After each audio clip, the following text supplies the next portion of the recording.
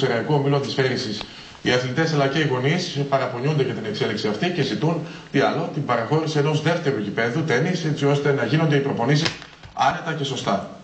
Σε ένα μόνο γήπεδο του τένις είναι αναγκασμένοι να προπονούνται οι αθλητές του Σεραϊκού Ομίλου Αντισφαίρησης.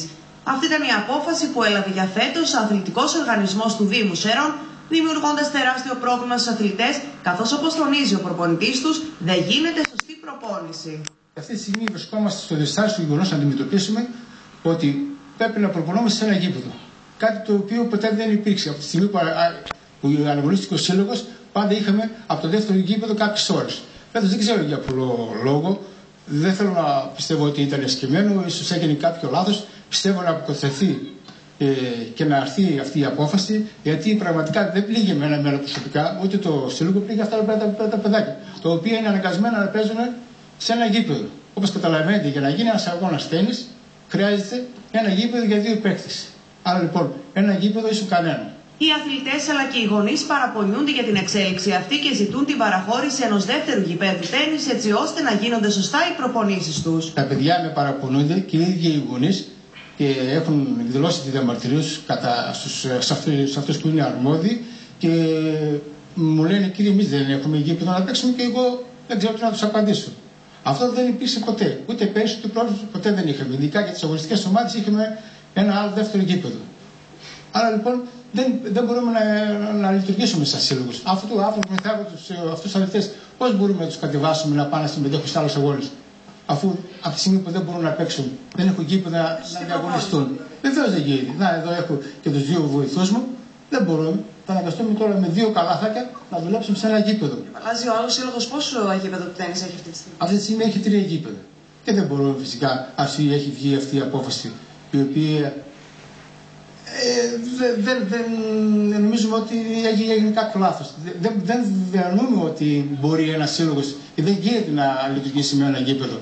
Δεν θέλω να πιστεύω ότι είναι σκεμμένη αυτή η απόφαση, σε καμία περίπτωση. Τα μέλη του Σεραϊκού Ομίλου Αντισφαίρησης έχουν έρθει σε επαφή με τον αθλητικό οργανισμό του Δήμου Σέρων και ζητούν την επανεξέταση του θέματος. Μας είπαν ότι θα το κοιτάξουν καλύτερα το θέμα και κάνουν κάποιες προσπάθειες να δημιουργηθεί και ένας άλλος χώρος, ο οποίος είναι ανεκμετάλλευτος και είναι του Δήμου, και αν πραγματικά τον αξιοποιήσουν, θα εκτιμηθεί διόντως όχι μόνο από το δικό μας σύλλογο, αλλά και από όλο το σεραϊκό κόσμο που παίζει τένις.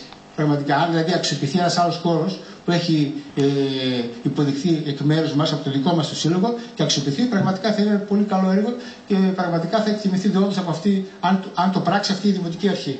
Ζητήσατε όμως να μάθετε το λόγο που έγινε φέτος αυτό εδώ και σας δώσαν, σας παραχώρησα μόνο ένα γήπεδο? Κοιτάξτε, κάπου υπόθηκε αξιολόγηση και εμείς μιλήσαμε ο πρόεδρος με τον Γενικό Γραμματέα της Ομοσπονδίας βάσει βαθμολογίας. Καθένα μπορεί να το προσφέρει όπως θέλει. Εμείς έχουμε δεδομένα και οτιδήποτε λέω είναι αποδεδειγμένο. Είμαστε στη β' κατηγορία, όπως είναι και ο άλλος ο σύλλογος. Έχουμε πανελλήνια νίκη που αποδεικνύεται εγγράφος. Οτιδήποτε σας λέω μπορεί να αποδειχθεί εγγράφος. Εντάξει. Και έχουμε γύρω στα 17 παιδιά τα οποία έχουν λάβει σε αγώνες. Ενώ ο λόγος που κατέφυγαν στην παραχώρηση ενός μόνο γηπέδου σύμφωνα με τους υπευθύνους ήταν η αξιολόγηση του ομίλου. Αυτό που ζητάμε εμείς είναι ίση μεταχείριση και ίσες ευκαιρίες όλα τα παιδιά του σεραϊκού αθλητισμού. Πιστεύετε δηλαδή ότι είναι άδικη η απόφαση? Θα έλεγα ότι ίσως δεν ενημερώθηκαν καλά τα μέλη του αθλητικού οργανισμού, ίσως δεν έγινε καλή συνεννόηση, δεν κατάλαβαν μάλλον.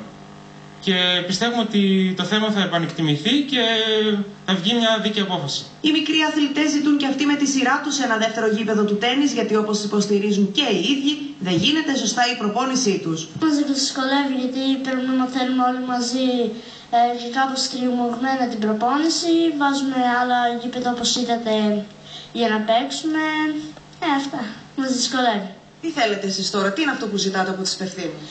Ζητάμε να μας δώσουν και άλλα γήπεδα, οπότε να μπορούμε να παίξουμε, βέβαια και να παίζουν και τα άλλα τμήματα, να παίζουμε και εμείς και να μην παίζουμε στριμωγμένα. Αναγκαζόμαστε να παίζουμε στο μισό και μας φεύγει μπάλα και στριμωγμένα τον παίζουμε την προπόνηση. Είναι λίγο δύσκολα βέβαια και για τους κύριους και για μας, γιατί δυσκολευόμαστε να παίζουμε στο ένα γήπεδο και οι άλλοι έχουν 3 γήπεδα, είναι θέμα ομάδας. Ζητάμε να μας δώσουν άλλο ένα γήπεδο για να παίζουμε πιο εύκολα. Τώρα δυσκολεύεστε? Ναι, γιατί αναγκαζόμαστε να κάνουμε και δικό μας γήπεδο και στριμωχνόμαστε. 5 άτομα περίπου. Κανονικά πόσα άτομα πρέπει να ήσασταν? Κανονικά περίπου 3 στο 1, 4. Οπότε δυσκολεύεστε τώρα. Ναι. Και τι κάνετε γι' αυτό, τι ζητάτε εσείς από τους υπεύθυνους? Ένα ακόμα γήπεδο τουλάχιστον. Λοιπόν, ζήτησε να παρέμβει